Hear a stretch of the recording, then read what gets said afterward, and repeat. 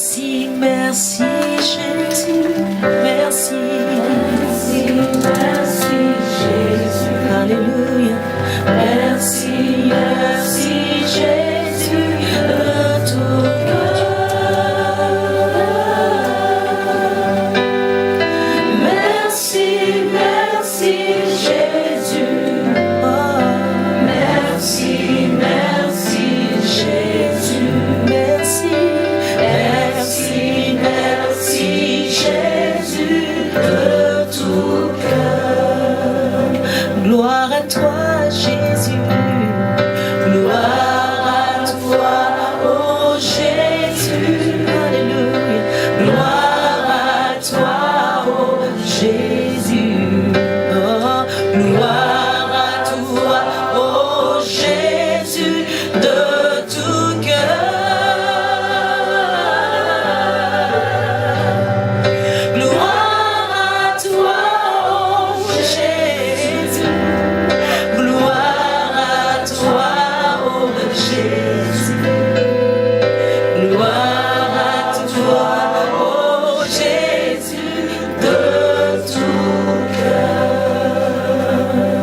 Parlons à notre Dieu, confions le reste.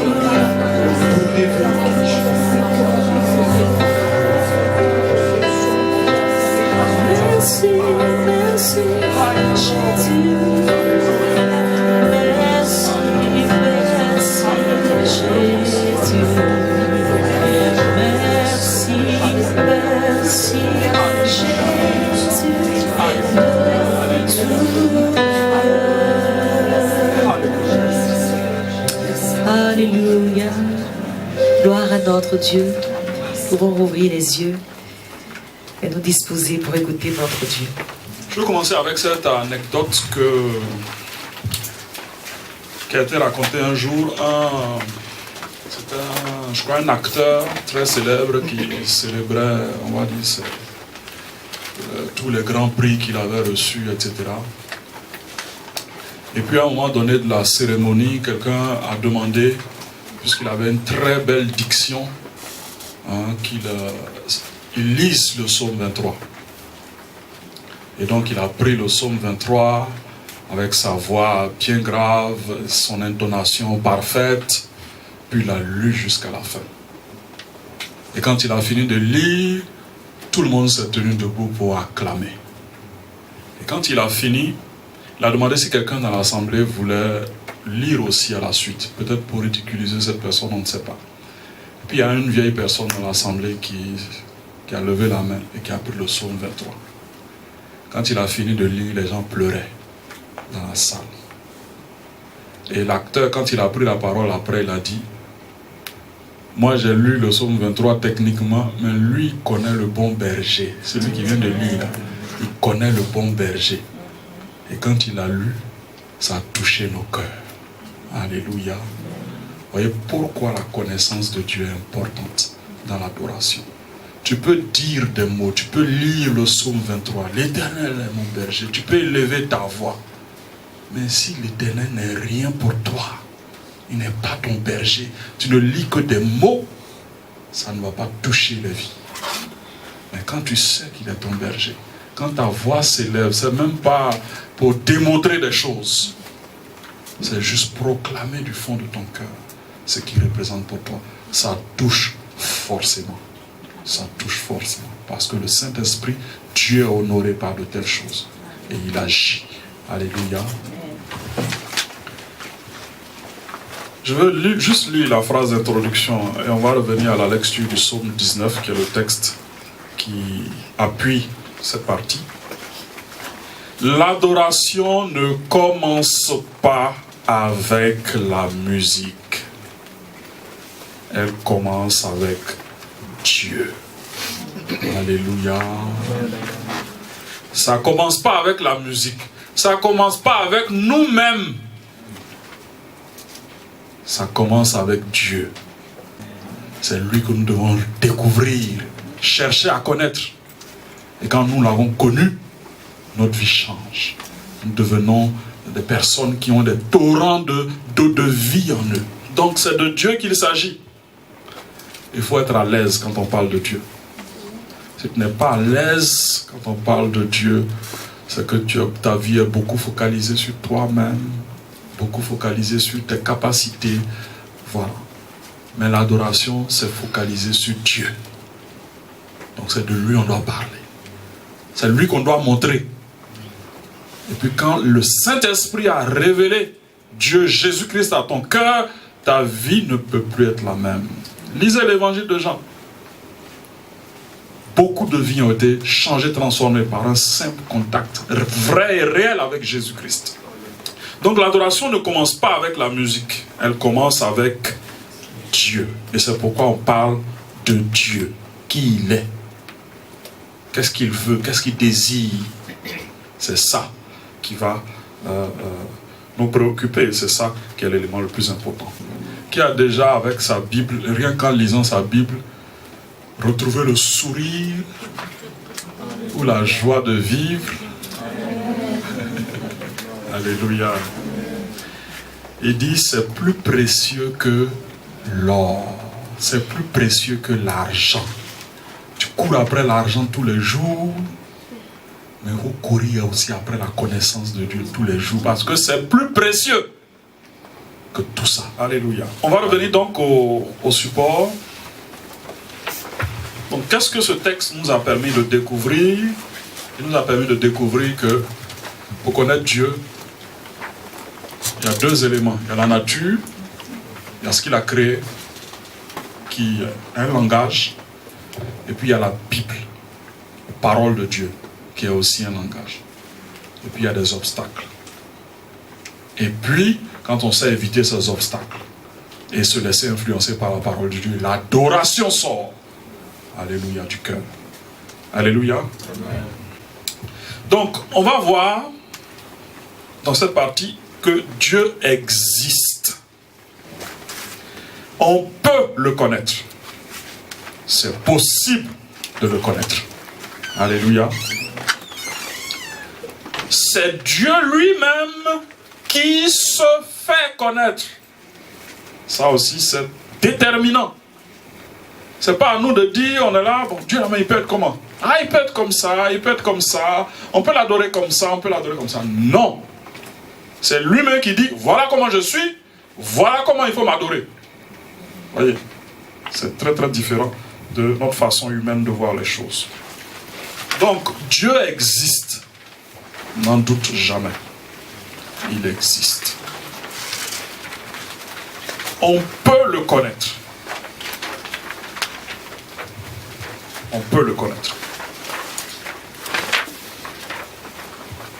La connaissance de Dieu est un sujet d'une extrême importance. Souvent on est chrétien et puis on se dit, bon, la vie chrétienne c'est d'aller à l'église tous les dimanches, d'aller rencontrer ses frères, prier avec eux. Bon, on ne sait pas que nous-mêmes, notre vie là, on doit être engagé dans un apprentissage. C'est comme si on était à l'école quand on devient chrétien. Quels sont ceux qui vont à l'école, qui ne lisent jamais les livres de classe, qui ne font jamais les exercices?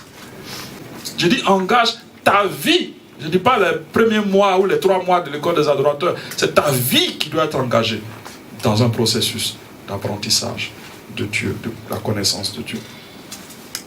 Alors, il y a un auteur qui a donné cette citation intéressante. Et son livre, je vous le recommande particulièrement. Il se trouve en librairie. L'auteur, c'est James Packer. Son livre, c'est Connaître Dieu. C'est un grand théologien américain. Et c'est un livre qui a eu beaucoup de succès. Et nous vous le conseillons, si vous pouvez le trouver en librairie. Prenez le temps de le lire. Ça va être en plus de la formation, quelque chose encore qui va soutenir cette formation. Alors, qu'est-ce qu'il a dit? Il a dit, pour ceux qui ne connaissent pas Dieu, pour ceux qui ne connaissent pas Dieu. Le monde n'est qu'une terre étrangère, pleine de folie et de douleur, et la vie qu'ils doivent y mener paraît décevante et misérable. Et il dit, négligez l'étude de Dieu. C'est se condamner soi-même à marcher dans la vie en trébuchant, à tâtons, les yeux bandés. Et comment il a mis les mots vraiment. Tu tâtonnes, tu trébuches, tu ne vois rien. Parce que Dieu ne s'est pas révélé à toi. Tu ne comprends rien à la vie. Mais quand tu découvres Dieu, tout devient clair. Ta vie a un sens.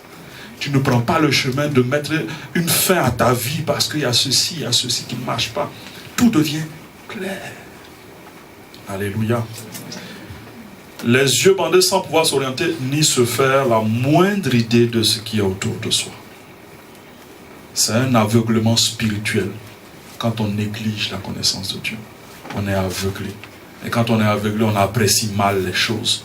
On prend toujours de mauvaises décisions. Parce qu'on n'a pas la lumière, Dieu ne nous éclaire pas. Alléluia. Il faut que tu engages ta vie dans ce processus d'apprentissage de la connaissance de Dieu. La connaissance de Dieu doit, ça aussi c'est quelque chose de très important, doit influencer quoi? Le comportement. Si tu dis que tu connais Dieu, mais que ta vie ne change pas, moi je peux te dire tu ne le connais pas. Alléluia. Parce que quand tu le connais vraiment, ta vie change.